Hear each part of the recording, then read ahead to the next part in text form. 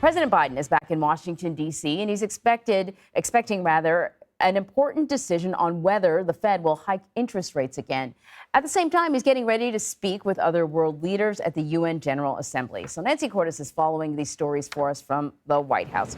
Two big ones, Nancy. So we are going to hear from the president. He's speaking in front of the UN General Assembly, not on the first day, but on the second day because he was in England attending the Queen's funeral. What can we expect him to focus on?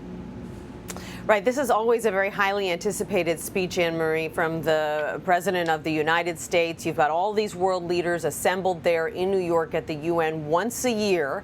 And so it's really his opportunity to expound on what he sees as the major global challenges, the major foreign policy challenges for the year ahead. Obviously, Ukraine is going to take center stage.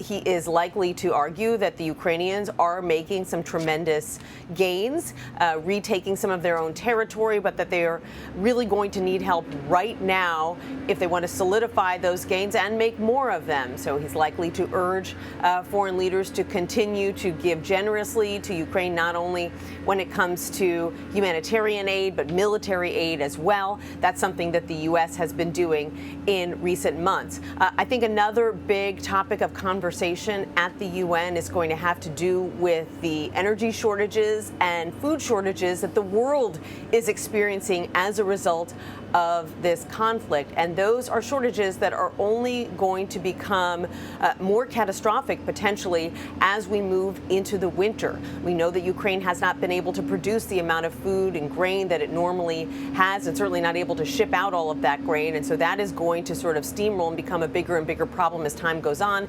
And of course, the shortages of energy that Europe in particular is already experiencing, with prices double, triple, quadruple of what we normally see in Europe. That's something that is only going to intensify as it gets colder in Europe as well. So these are the kinds of topics that we're likely to hear about in the president's speech tomorrow. And also there will be a major topic of discussion behind closed doors as he meets with the UK new Prime Minister Liz Truss and others over the next couple of days.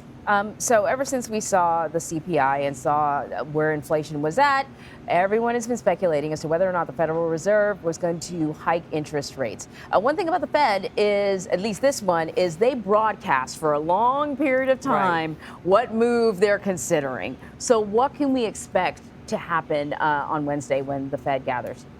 Mm-hmm. You're so right. They don't want anyone to be caught by surprise. They don't want the markets to get any more rattled than they already have been in recent weeks. So yes, it is widely expected that the Fed, which begins its meeting today, tomorrow will most likely raise interest rates by another 0.75 percentage point. That would be the fifth rate hike this year for the U.S. central bank. And that is in a bid to slow the economy down, with the hopes that if you gradually slow down the economy, that it will help to temper inflation. Of course, there are risks to that approach as well. If you slow down the economy too much, then you could tip the economy into a recession. So it is a real balancing act.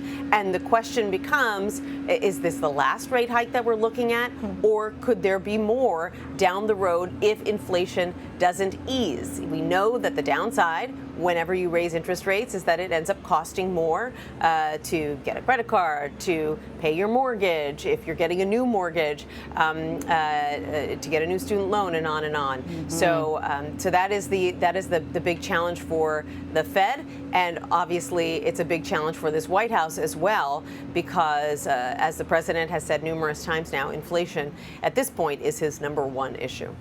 All right, Nancy, thank you very much. You're welcome, Anne-Marie.